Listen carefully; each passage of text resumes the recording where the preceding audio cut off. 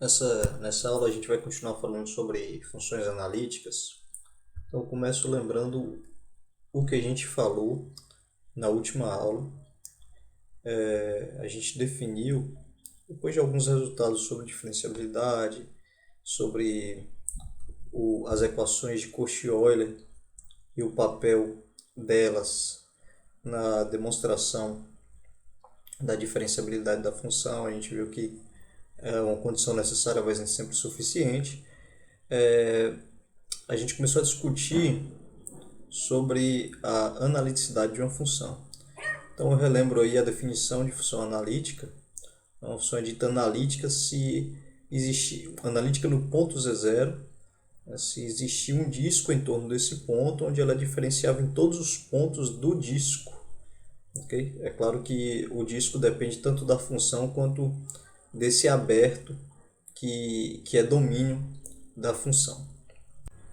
Então temos um exemplo aí de funções racionais que são analíticas nos pontos onde os polinômios do denominador não se anulam.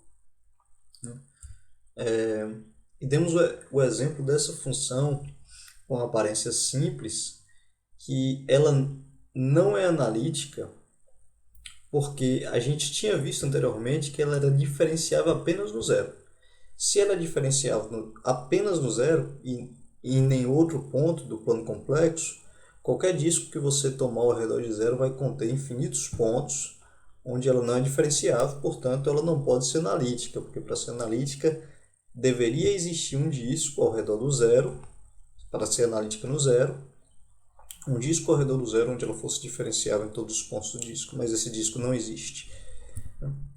E a gente falou das propriedades, né? Combinação de analítica é analítica, produto de analítica é analítica, e quociente de analítica é analítica se o denominador não se anular no ponto onde a gente está analisando a analiticidade da função. Também vale a regra da cadeia, né? Duas funções analíticas que você pode compor. Então, a composição analítica e vale a regra da cadeia. Ok.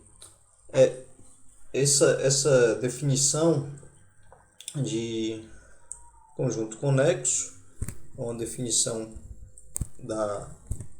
já da aula de hoje, que não foi vista na aula passada. Basicamente, diz o seguinte: a gente vai pensar em conjunto aberto conexo. O que está aqui não é a definição topológica usual de conjunto conexo, mas o que eu estou utilizando como definição aqui, na verdade, é uma equivalência garantida por um teorema dentro da topologia do plano complexo. Aqui a gente diz o seguinte, que um conjunto aberto, isso é importante para eu estar utilizando essa equivalência e podendo definir a conexidade dessa maneira. Conjunto aberto ele vai ser conexo se quaisquer dois pontos puder ser conectados por um caminho, que é uma função contínua de 0, 1 em ômega. Okay? Geometricamente, se a gente quiser aí dar uma ideia geométrica da definição 2,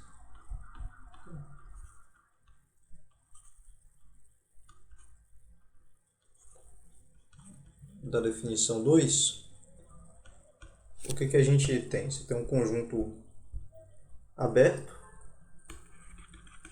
coloco pontilhado aí para ômega, e quaisquer dois pontos, digamos aí W, podem ser conectados por um caminho. Eu vou colocar um caminho assim, de propósito.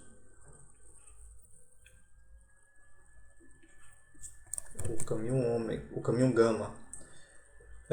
Poderia ter colocado um caminho suave, tá? Diferenciável, mas eu coloquei esse caminho com quinas, porque dentro da demonstração dessa equivalência, o caminho existente na demonstração, o caminho que a gente mostra que existe, ele é necessariamente um caminho poligonal. Ok? Então, resumidamente, um conjunto conexo é aquele que quaisquer dois pontos podem ser ligados por um caminho poligonal. Pode não ser poligonal? Sim, também pode. Mas é possível que seja poligonal. É garantido que existe um poligonal. Okay? Então, para a gente, conjunto conexo vai ser isso aqui. Um exemplo de um conjunto conexo é o disco aberto. Um exemplo simples, porque, na verdade, o disco aberto ele é mais do que conexo, ele é convexo. E qualquer conjunto convexo será conexo. A demonstração é basicamente a que eu vou fazer aqui. De fato, seja D, eu vou pegar D0R, um disco aberto de raio R, maior do que zero, o raio, e centrado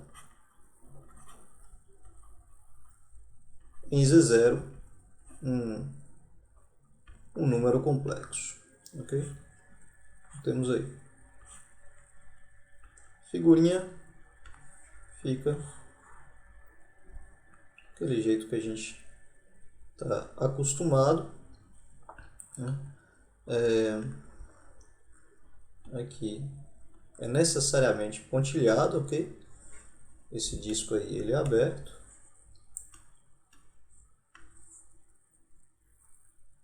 Aqui o Z0, seu D, Z0 é R.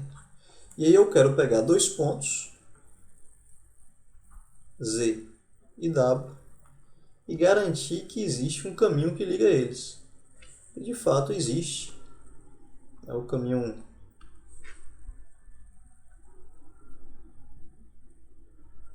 retilíneo que vai ligar eles. Eu tenho que garantir. Ou seja, a demonstração ela está feita geometricamente aí já. Eu vou formalizar isso analiticamente.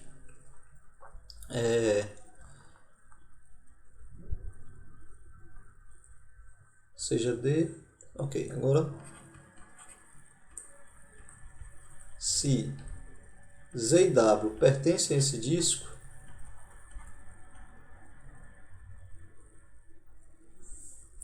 temos que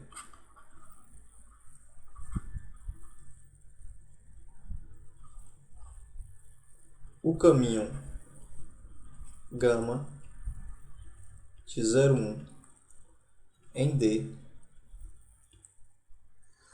ou vou colocar em C, porque eu ainda vou mostrar que ele vai em D.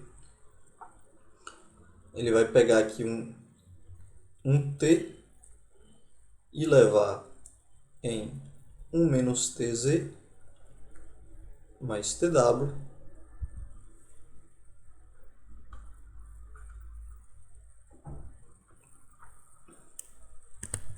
está contido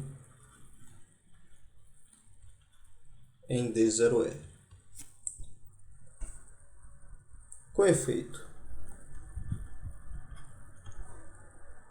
o que eu preciso para mostrar que esse caminho está contido em D de 0R? Eu preciso olhar a distância de qualquer ponto do caminho a Z0 e verificar que isso é menor do que R. Então eu vou lá, ó, gama de T menos E0, eu vou escrever de maneira esperta da seguinte maneira.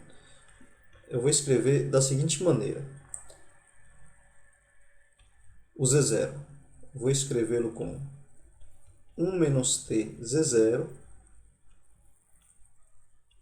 mais T Z0. Observe que isso que eu escrevi aqui, ó, é exatamente Z0. Depois que eu distribuo e opero, é exatamente Z0. Por outro lado, esse gama de t, por definição, ele é 1 menos tz mais t, w fica menos 1 menos tz0, menos tz0. Agora eu posso juntar quem tem 1 menos t aqui, e vai ficar z menos e0. E aí eu junto quem tem t, vai ficar w menos e0. Neste momento, eu utilizo a desigualdade triangular. Seria módulo de 1 menos t, mas isso é positivo, vai ficar 1 menos t mesmo, multiplicado pelo módulo de z menos e0, mas seria módulo de t, mas t está entre 0 e 1.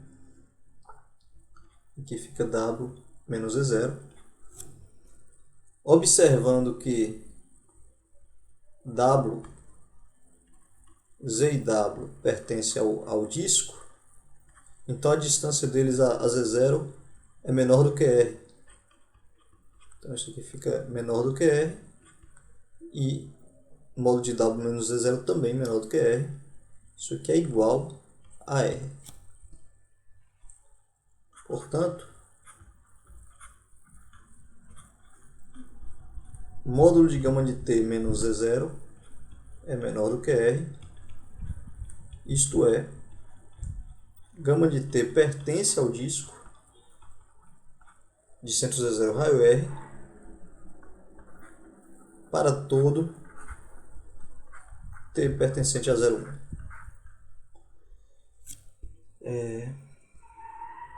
Além disso,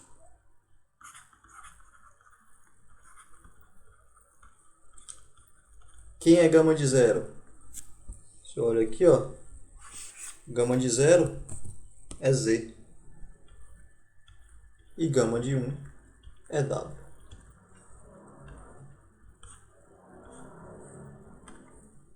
Portanto, gama é um caminho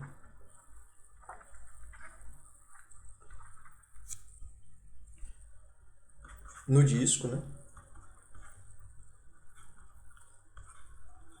que liga z a w.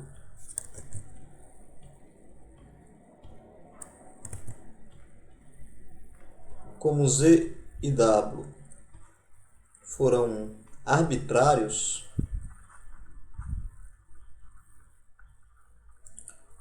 no disco,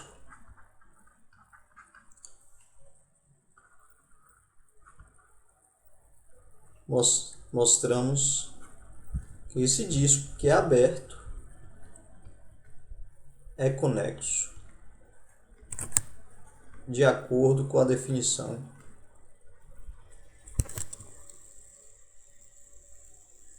de acordo com a definição 2.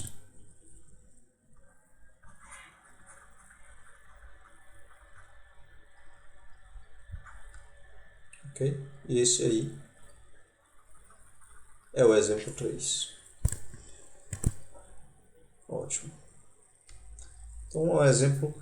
Veja que nessa demonstração, essencialmente, o que eu precisei foi mostrar que dois pontos eram ligados por um caminho retilíneo, por um segmento de reta.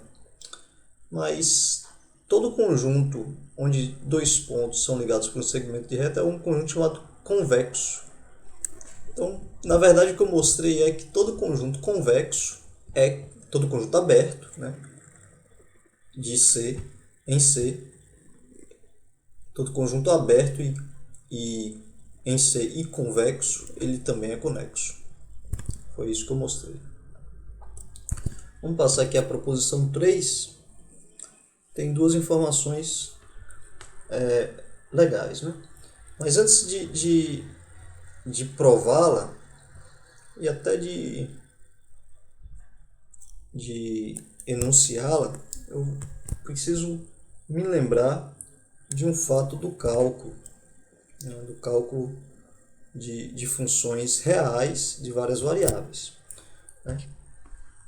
Porque esse conceito de conjunto conexo ele também está lá no no cálculo de funções de várias variáveis, em particular de duas variáveis, em particular no plano, né? Então eu vou fazer aqui um lembrete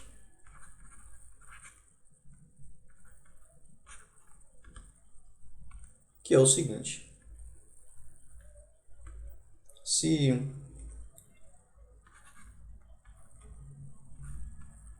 no cálculo de funções reais de duas variáveis,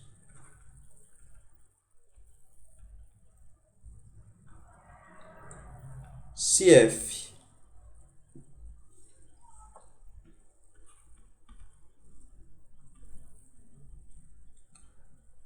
de ômega em R2 em R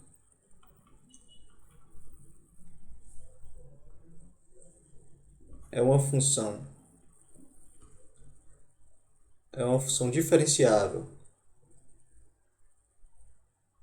ou melhor, de classe C1, ou continuamente diferenciável, vou chamar assim, continuamente diferenciável,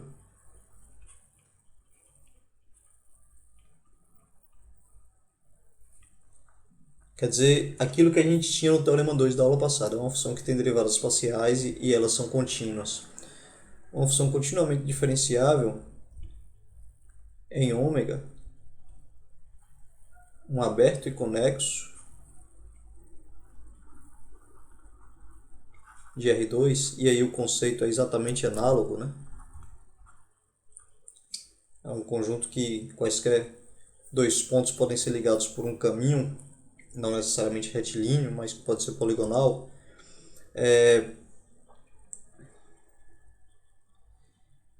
Então, se essa função é continuamente diferenciável nesse ômega e as derivadas parciais são identicamente nulas em ômega, então f é constante em ômega.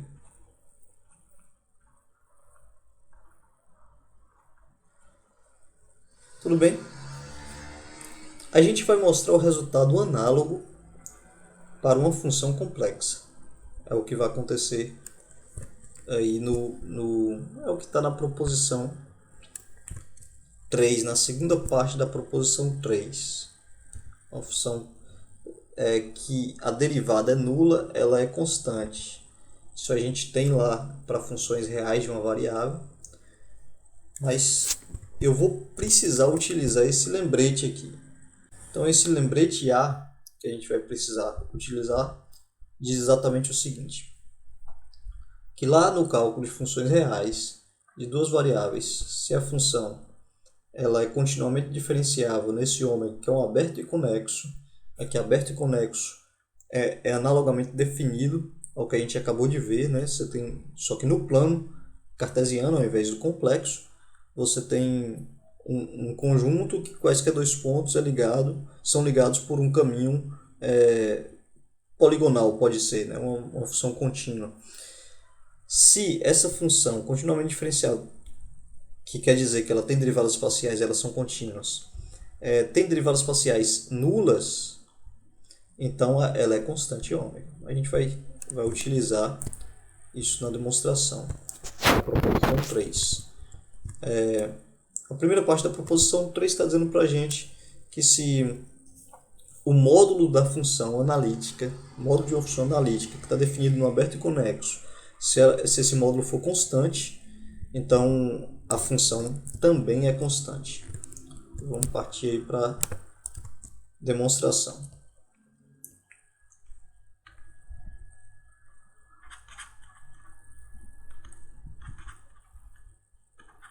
Proposição 3, a parte 1 dela. Ok. Então, em primeiro lugar, seja f igual a u mais iv, né, onde u e v são funções reais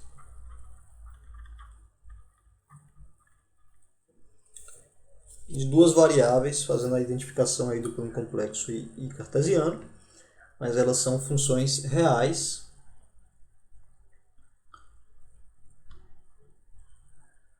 Como f é analítica,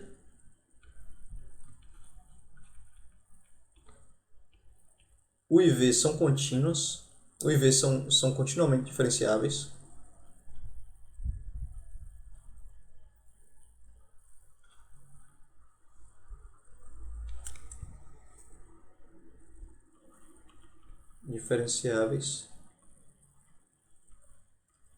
E vale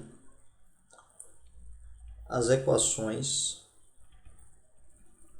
de Cauchy-Riemann.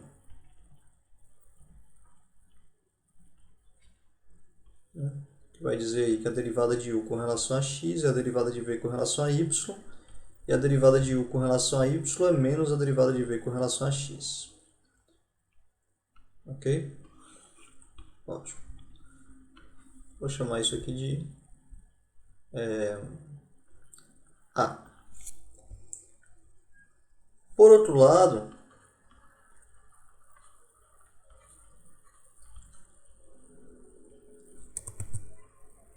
como o módulo de f de z é uma constante, temos que, olha só, se o módulo é constante, então o módulo ao quadrado também é constante. Mas o módulo de um número complexo é ele vezes o seu conjugado. No caso da f, isso dá u mais iv vezes u menos iv igual a c quadrado. Ora, aquilo vai ficar u quadrado mais v quadrado mais i vezes 2 vezes uv igual a c quadrado. Então aqui eu tenho uma igualdade de números complexos, parte real é igual a parte real, e imaginária igual a parte imaginária.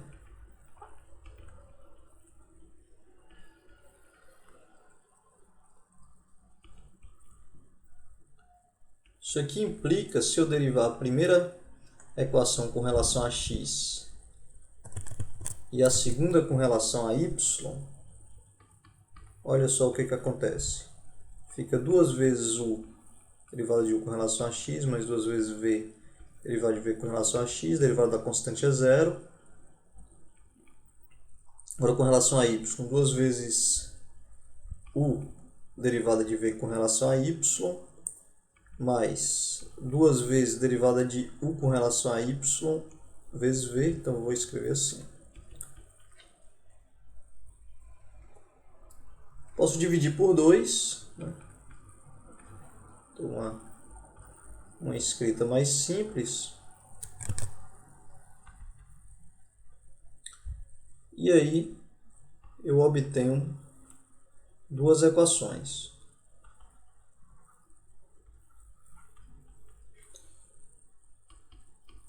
O que eu posso fazer agora?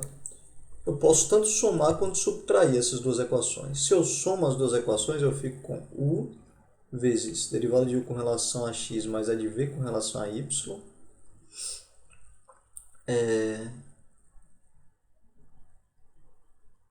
mais derivada mais v vezes a derivada de v com relação a x mais a de u com relação a y. Isso igual a zero. E se eu subtraio, eu tenho u vezes derivada de u com relação a x menos v com relação a y, mais v derivada de v com relação a x menos derivada de u com relação a y.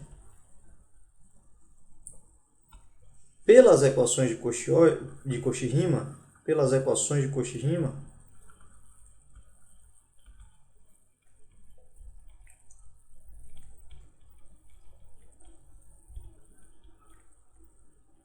em A, né? O que acontece? Quando eu olho aqui para essa primeira, essa soma aqui se anula. E derivada de u com relação a x é igual a derivada de v com relação a x. Então, eu tenho duas vezes essa derivada igual a zero, que vai me dizer que a derivada de u, que u vezes a derivada de u com relação a x é zero. E olhando na de baixo, como essas duas derivadas são iguais, essa diferença se anula. E como a derivada de v com relação a x é igual à derivada de u menos a derivada de u com relação a y, isso dá duas vezes a derivada de v com relação a x. Então, derivada v vezes sua derivada com relação a x também se anula. Então, o que a gente obtém?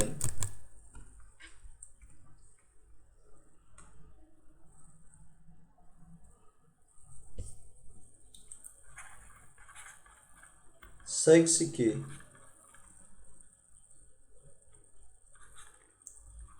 u igual a zero, ou derivada de u com relação a x,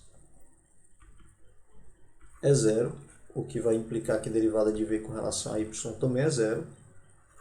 V igual a zero, ou a derivada de v com relação a x é zero, vai implicar que a derivada de u com relação a y também é zero.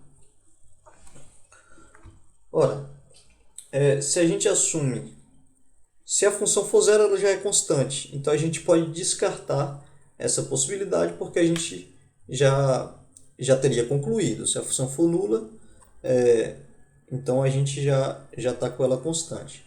Vamos supor, então, que as derivadas são nulas.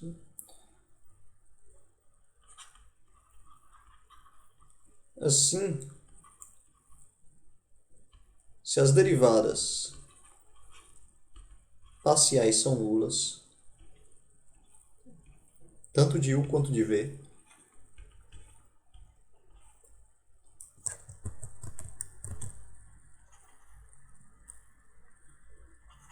isso nos dá, pelo lembrete A,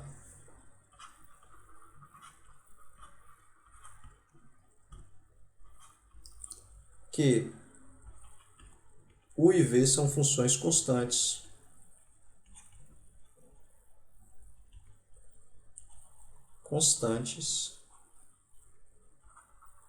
em ômega. Portanto, f é constante em ômega.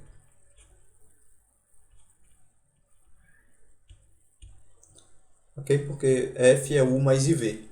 Se u e v são funções constantes em ômega, f também é uma função constante em ômega. E isso encerra a demonstração. Vamos para a segunda parte da proposição, que é uma coisa que se parece muito com o que a gente tem lá na reta, né? Se a derivada se anula, então a função é constante. Vamos mostrar isso. Isso é a demonstração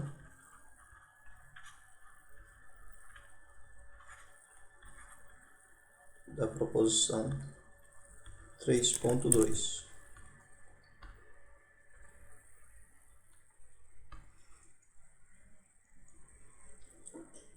Ok.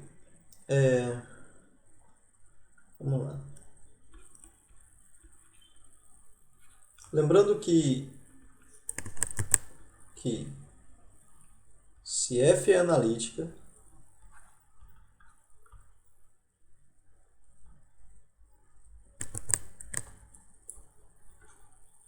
então vale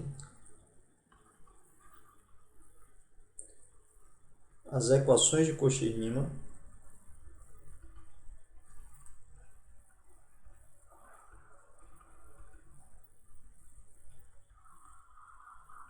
A e a derivada de f é a sua derivada parcial com relação a x, quando eu escrevo ele da forma u mais iv,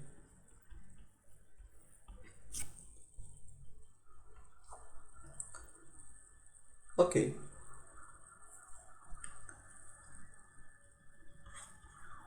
Como, por hipótese, f' de z é zero, segue-se que u de x, a derivada de u com relação a x e a derivada de v com relação a x são ambos identicamente nulos. Pelas equações de Cauchy-Riemann,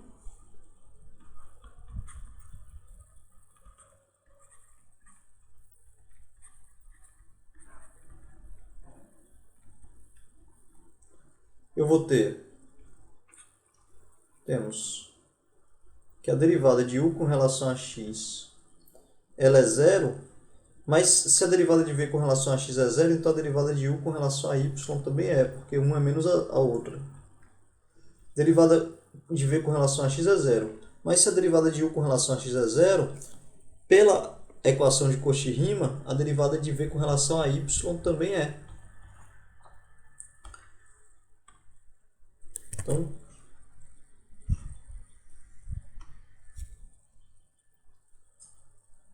o que a gente está? Portanto, pelo lembrete A,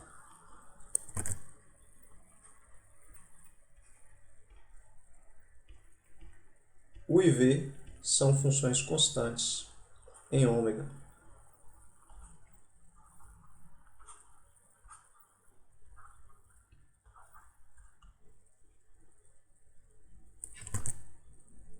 E, consequentemente,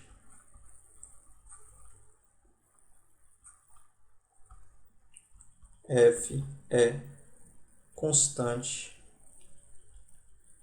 em ômega. Isso aí mostra a proposição 3.2. Ok? Ótimo. Então aqui a gente passa um corolário que segue mais ou menos a mesma ideia, né? Ele vai dizer o seguinte, ó, se as funções f e sua função conjugada forem ambas analíticas, então a f é necessariamente constante. Então, se uma função não tem função que não seja constante, que tanto ela quanto sua conjugada seja analítica, né? Um exemplo aqui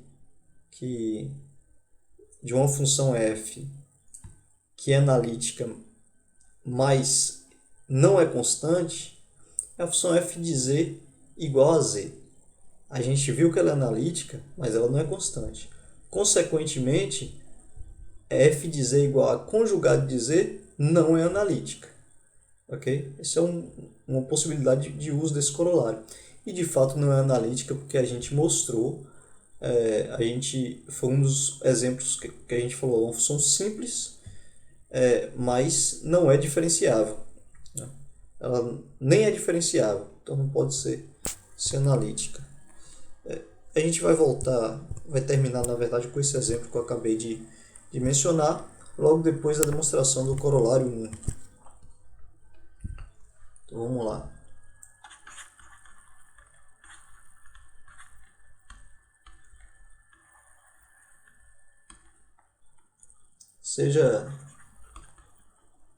Sejam f igual a u mais iv e f barra, naturalmente, u menos iv,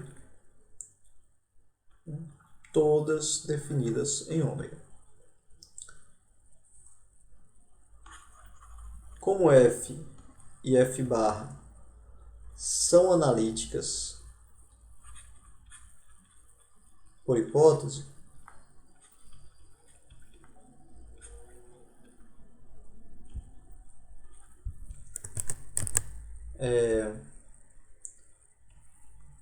u e v satisfazem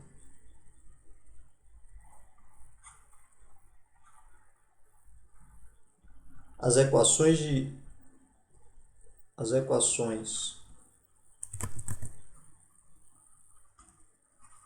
de Cauchy-Riemann,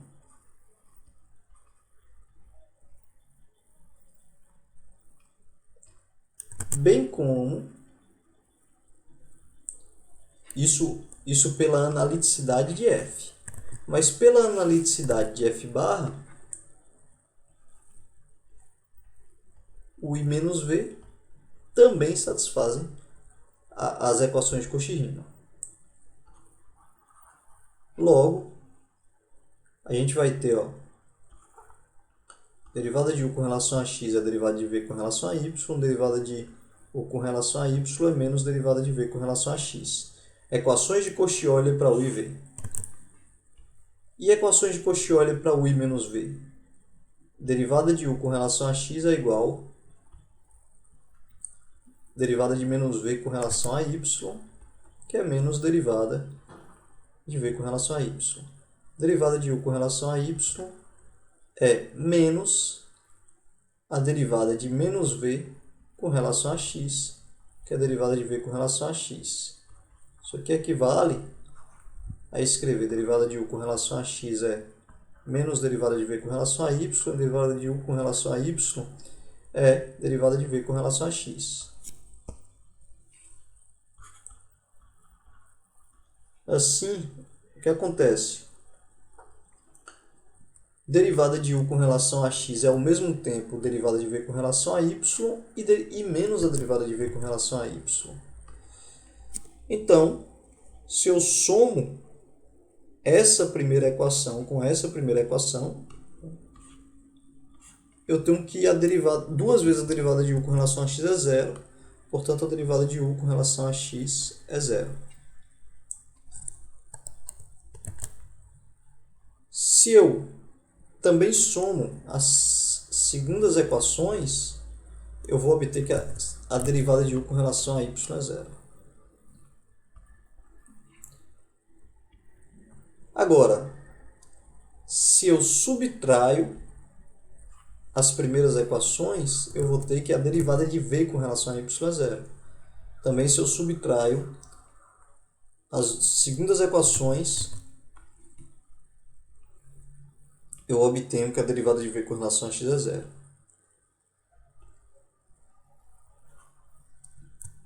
Segue do lembrete A.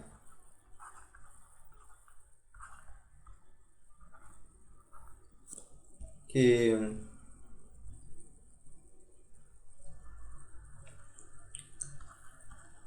u e v são funções constantes em ômega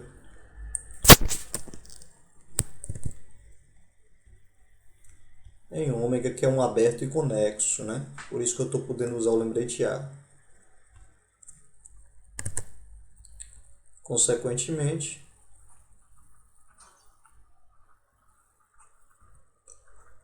f é constante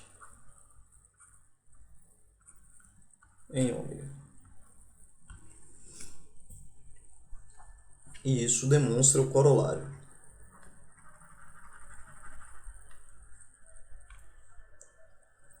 Bem,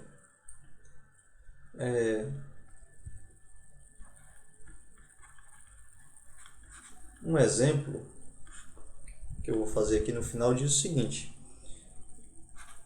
a função f de c em c é o exemplo que eu comentei antes da demonstração. Dada por f de z igual a z, é analítica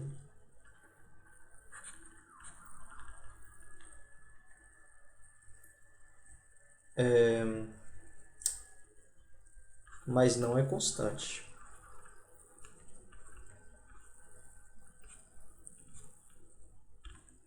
Pelo corolário 1,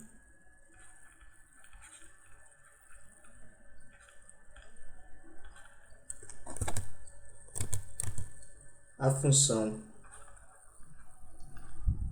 g de c em c, dada por g de z igual a z barra conjugado de z, não pode ser analítica.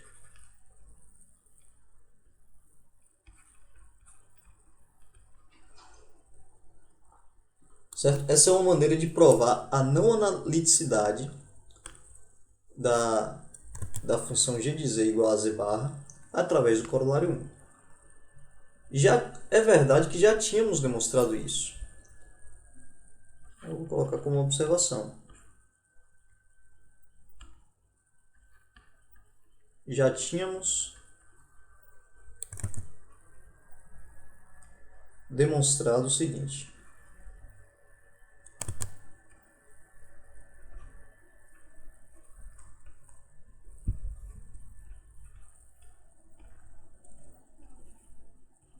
G de z é igual a x menos y, onde z é x mais y. Logo, se g é u mais iv, com u igual a x e v igual a menos y. Temos derivada de u com relação a x é 1, enquanto que derivada de v com relação a y é menos 1.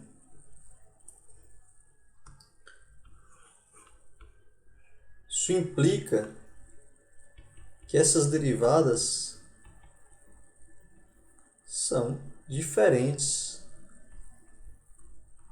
para qualquer número complexo, para qualquer x mais y.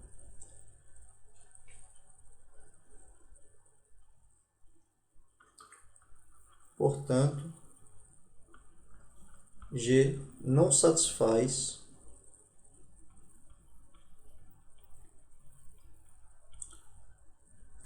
uma das equações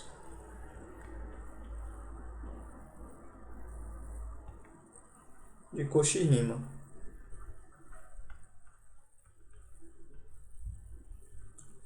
E a gente viu que para ter esperança que uma função seja diferenciável, ela precisa satisfazer as equações de Cauchy-Riemann. Como G não satisfaz uma das equações, ela não pode ser diferenciável.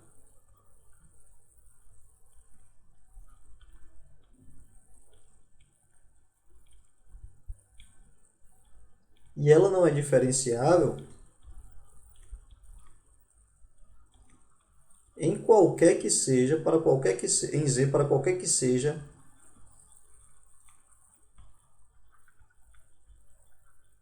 o Z pertencente aos complexos. Porque, por exemplo, aquela função módulo de Z quadrado, ela não era diferenciável em todo o plano complexo, com exceção do zero. No zero ela era diferenciável. Essa daqui é pior. Ela nenhum ponto, não tem nenhum ponto onde ela seja diferenciável. Se não tem nenhum ponto onde ela seja diferenciável, você não tem esperança de analiticidade, porque para ser analítica, em um ponto, ela tem que ser diferenciável, tanto naquele ponto quanto em um disco ao redor daquele ponto. Isso conclui que a f não é diferenciável. Mas, claro, o meu exemplo aqui, utilizando corolário 1, tem um resultado um pouco mais fraco. Isso que ela não é analítica. Ok? Mas a gente já tinha mostrado que ela não era nem diferenciável. Eu quis utilizar esse exemplo só para ilustrar uma maneira de se utilizar aquele corolário. Então, a gente fica por aqui nesse vídeo. Até a próxima.